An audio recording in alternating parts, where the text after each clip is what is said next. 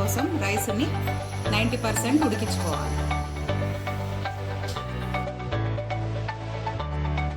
ఇప్పుడు రైస్ 90% ఉడికిపోయింది కదా ఫ్రెండ్స్. ఇప్పుడు రాగి పిండిలో కొంచెం వాటర్ వేసుకొని ఇలా కలుపుకొని రైస్లో వేసుకోవాలి.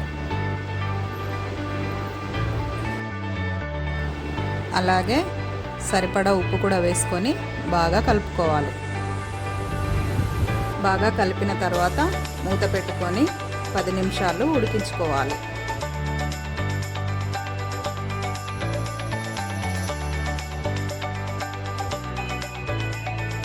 ఉడికించిన తర్వాత రాగి సంకటిని ఇలా ముద్దలుగా చేసుకోవాలి.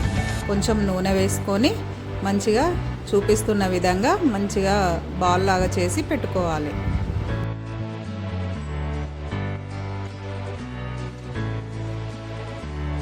ఫ్రెండ్స్, ఇది 3 కిలోల నాటుకోడి చికెన్. దీన్ని ఇప్పుడు నాటుకోడి పులుసు ఎలా చేసుకోవాలో చూద్దాం. నాటుకోడి పులుసుకి కావలసిన పదార్థాలు: పచ్చిమిర్చి, ఉల్లిగడ్డలు, కొత్తిమీర, పుదీనా, కొబ్బరి, ఇలాచి, లవంగాలు, చెక్క కలిపి మిక్సీ పట్టి పేస్ట్ చేసుకోవాలి. బగారాకు పోపులో వేసుకోవాలి. ఇప్పుడు నాటుకోడి పులుసు కోసం ముందుగా గిన్నె పెట్టుకొని ఆయిల్ వేసుకొని బగారా ఆకు, ఉల్లిగడ్డలు, పచ్చిమిరపకాయలు కూడా వేసుకొని మంచిగా వేపుకోవాలి.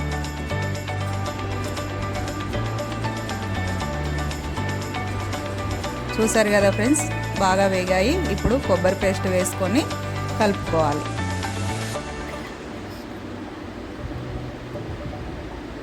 అలాగే ఇందులో చికెన్కి సరిపడా అల్లం పేస్ట్ కూడా వేసుకొని బాగా కలుపుకోవాలి.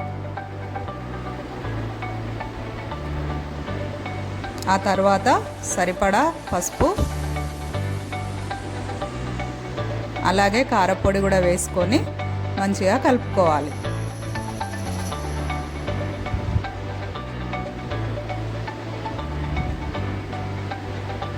ఇప్పుడు చికెన్కి సరిపడా ఉప్పు కూడా వేసి అలాగే చికెన్ కూడా వేసి మంచిగా కలిపి కాసేపు ఉడకనివ్వాలి.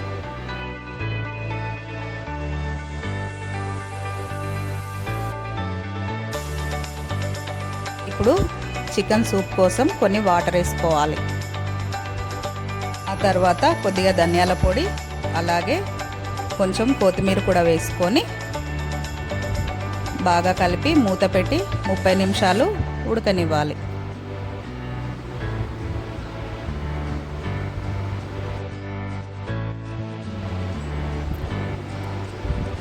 ఇంతే ఫ్రెండ్స్, నాటుకోడి పులుసు రెడీ అయింది.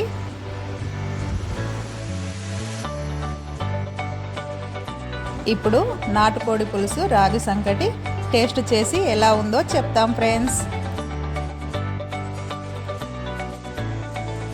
హాయ్ ఫ్రెండ్స్, అందరికీ నమస్కారం. Welcome to